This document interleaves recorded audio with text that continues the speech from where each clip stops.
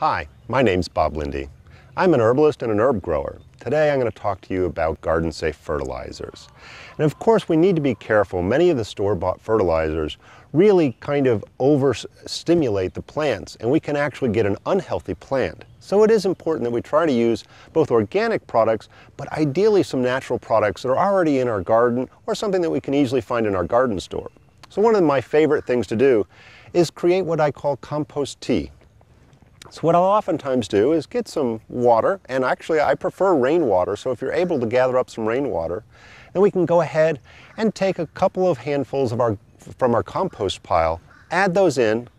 If you want, depending on the acidity of your soil in your particular area, you can raise the acidity of your compost tea with just a little bit of peat moss.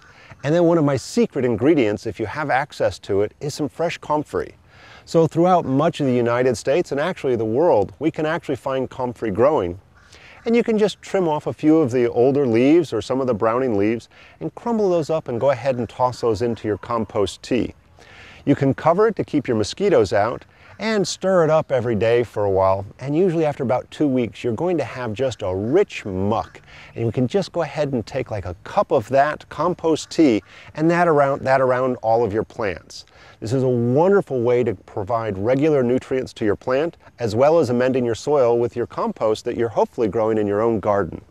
So we'll go ahead and make some of our compost tea, add in about 3 handfuls of our composted dirt into our bucket of water, just a pinch of the peat moss, and I've got a fresh comfrey leaf we can go ahead and crumble up and add into that and just stir it up with our hands to get a good compost tea.